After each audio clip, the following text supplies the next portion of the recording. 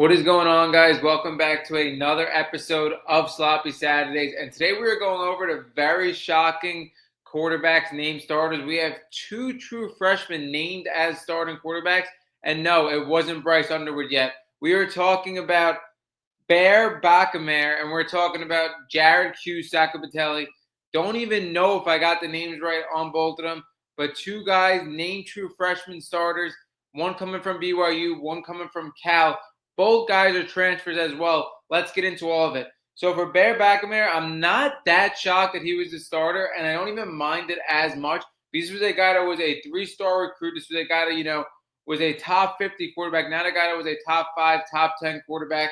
He comes in, he transfers from Stanford. Now, he actually transferred before Jake Retzloff's situation did happen. He does transfer in with his brother Tiger. Very weird. We're talking about Bear and Tiger. Tiger is actually going to be a top receiver for BYU as well. Now, BYU is coming off a really good season. We're talking about a season with 2 losses, a season that very well could have put them in the Big 12 championship. But again, it depends on how the losses weigh out, and they were not in. It ended up being Iowa State and Arizona State, but they came off a great season. I thought Jake Retzlaff was a super underrated player, and unfortunately for Jake Retzlaff and BYU, the most unfortunate outcome happened. He broke the BYU bylaws, the code, the premarital sex code again.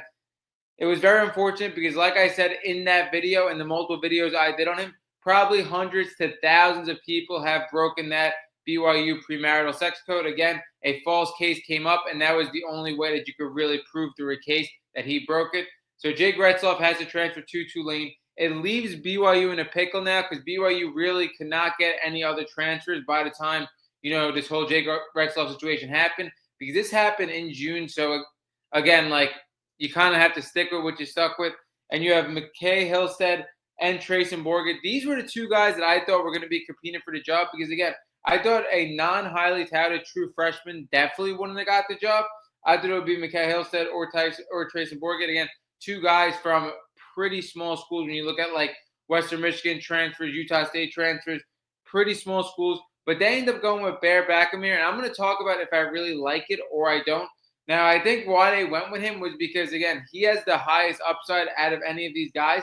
And also, I don't mind it as much. I mind it when you're talking about true 5-star development, true freshman starters, putting them in early. Because, again, you guys like to talk about NFL development. Putting the guy too early in college could completely hinder their development. But a guy that they don't have too much invested in, he's coming in as a transfer from Stanford. Again, he's a 3-star recruit. I feel like Bear Bakamer is going to be a Taysom Hill type of player in this offense. I think at his size, you're talking about 6'2", over 220 pounds, is a true dual-threat quarterback. I think he's going to be used a lot more in the run game, which was something that he brings that these other two quarterbacks really don't.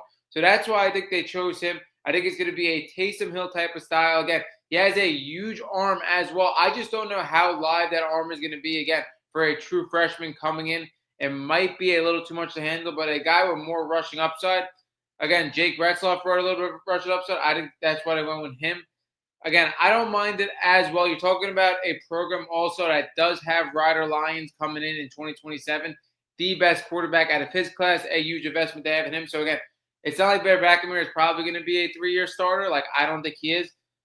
But, again, they didn't really have much to really choose from. They got left in a pickle. I think they went with the guy with the highest upside. And, again, doesn't make sense. Yes, would I ever start a true freshman to start the season? Probably not. I want to start a guy with at least 1 year of experience and then bring in a true freshman if things don't go well. I get it. He has the highest upside, though. It allows the highest availability of plays for BYU. Now, what came into even a bigger shocker for me is that Cal went with their true freshman quarterback, who is a 4-star. He is a top 10 quarterback in the country. He is a quarterback in the same class as Keelan Russell and Bryce Underwood that I believe has the biggest arm in the class. Yes, we're talking about Jaron Cruz Sakabatelli. I understand why they went him. He has the most talent of anybody on this Cal Bears team. And again, you're talking about a Cal Bears team that had to let go of one of their biggest quarterbacks, one of the biggest quarterbacks in the country as a transfer in Fernando Mendoza. Again, their ideal setup would be Fernando Mendoza starting this year and then Sakabatelli coming in after that. That did not work out. Fernando Mendoza, again, who had a really good year last year, he goes to Indiana, who is definitely on the rise. So it makes sense. They got to choose between Devin Brown and Sacapatelli. Now, what I'm very surprised about this is because not only, like I mentioned a couple minutes ago, where if you have this ultra talented quarterback, I like sitting them down for a little bit to develop, not throwing them right in the fire. But the other reason I'm very surprised is for Cal.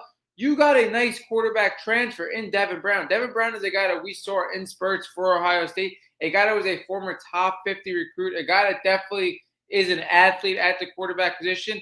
Like, again, a pretty highly touted guy, a guy that I wouldn't expect Cal to really be able to get. I thought they would have definitely started the season with him for sure and then bring in Sacapatelli. But again, Sacapatelli does have the most upside. I mean, you're talking about a guy that threw for over 10,000 yards, a state record in Hawaii. And again, like I said, has the most live arm and has great touch as well. Like, he definitely is a pure pocket passer.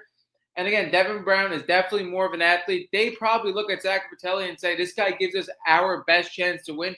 This guy has the ability to make any throw out of the pocket and is a true dissector of defenses.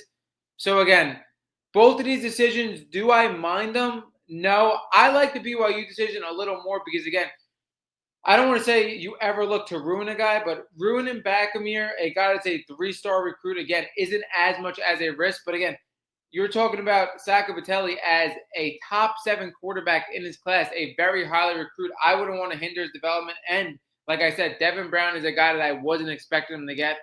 Pretty crazy. We got 2 true freshman quarterbacks starting for both of these programs. Not what I was expecting. But again, you're looking at Jake Retzloff, you're looking at Fernando Mendoza. They're both starters last year that were very good leaving. So again, did put these teams in a pickle. Drop down what you think below of these 2 guys starting. That wraps up this episode of Sloppy Saturdays, and we are out.